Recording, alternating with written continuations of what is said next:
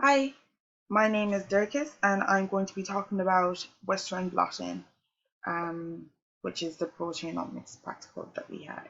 So, first of all, what is blotting? Blotting is a technique of detecting micromolecules. While in specific, we're going to be talking about Western blotting today, and Western blotting is used to detect proteins. Now, Western blotting and the blotting technique in general is a very sensitive technique. So, now we go on to the three stages of Western blotting. The first stage is the preparation and the extraction, while the second stage it involves the transfer of the proteins from the gel to the membrane, and the last part is the probing, which is basically the part where um, um, the antibody is used to identify where the actin is. So the first stage is the preparation of cell extracts. So first stage I said that already. The molecule is protein, and we need the protein content from the cell to come out. So to do this, we use a detergent to break the cell membrane, and then the cytoskeleton can come out. So after we add the detergent, we put it into the centrifuge, and when this centrifugation is done, basically there's a pellet at the very end which has all the organelles, and in the suspension we have the protein. The supination will have most of the protein. So then after this, we have, as a result of everything that we just did, we have the protein mix isolated from the cell. So then the next step is the separation of the mixture of protein. To do this, we use electrophoresis. The electrophoresis method that was used is the SDS-FAGE, and the FAGE standing for polyacrylamide gel electrophoresis. This is a process of separating protein mixtures.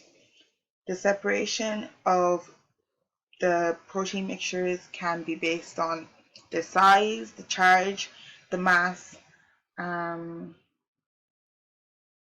the mass, and the protein is the protein that's the smallest will travel further, while the larger proteins will not travel as far as the smaller proteins, and they migrate. The proteins will migrate from um, the negative towards the positive end. So that's the first stage. Um, the next stage is the SDS phage and transfer to gels on the PPTF. So this is basically the part where the electrophoresis, where the proteins on the gel is transferred to the cell, no, to the membrane, the sheath membrane that we got.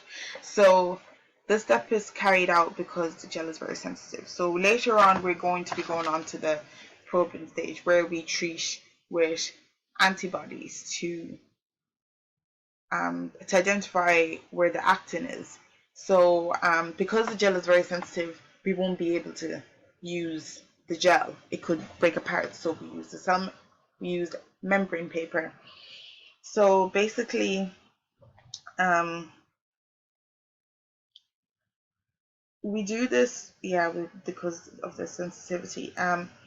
We take the membrane and place it on top of the gel, and then current is applied, and then the proteins will move from from the gel to the membrane paper. So that's the second step. The third stage is the Western blot for actin expression. It's also known as probing. So first of all, the antibodies the first antibody applied is the primary antibody. It can only directly bind to the protein. So because it only directly binds to the protein, this means that it's not the one that actually expresses. It's not the one that actually gives us any indication of where the actin is. So, and then after we apply the primary antibody, we apply the secondary antibody. Now, the secondary antibody is much more important than the primary antibody. The secondary antibody attaches to the primary antibody, and it also attached to the secondary antibody is the enzyme, and then basically she's a primary antibody, and then basically the enzyme, basically the enzyme is attached to that already. Basically, the substrate is added then afterwards, and then because the enzyme is on the secondary antibody, the substrate will change into product. So basically, that will give an indication of how much actin is in the how much actin is being expressed, basically. And the darker the color, the lighter the color, you can tell, like, oh, there's loads of actin here, there's less actin here, and so on and so forth. Moving on to the results of my experiment. The membrane, the membrane that we got, it didn't really come out right. So basically, I use Adrian's one to explain what should have happened, but what went wrong in our one is something got to do with the secondary antibody, because in the Tenacity Blue experiment that we did, we can actually see the bands, but we can't really see anything in the membrane one. So that says to us that basically something went wrong when we were adding our antibodies. So I'm going to talk about Adrian's one, which is the expected results I should have got. So basically, the antibodies are picking up dimers. A strong signal bond can be seen for the actin.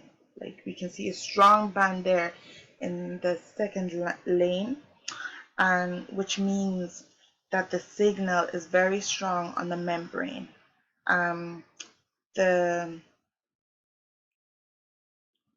We can see that there's like a flow, there's a kind of like flow from like over into the ladder, and this can just be because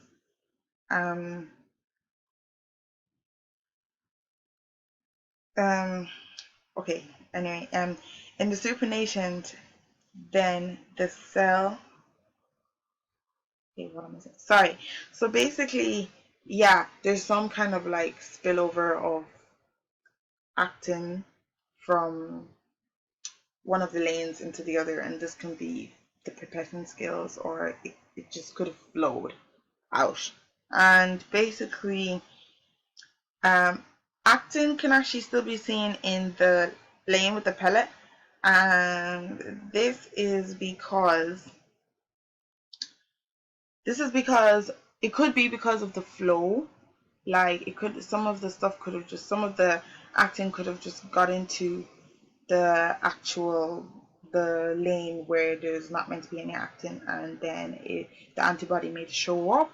Or to avoid this, if we did a bit more centrifugation, and also if we added blocking agents, maybe this might be prevented. And the really, really faint bands we can see there, they're thin bands we can see there, they're the they're probably background bands that bands are in the background anyways. And yeah, this basically goes to show that this experiment worked out right, but our one didn't, so I said I talk about this one instead. And thank you for your time.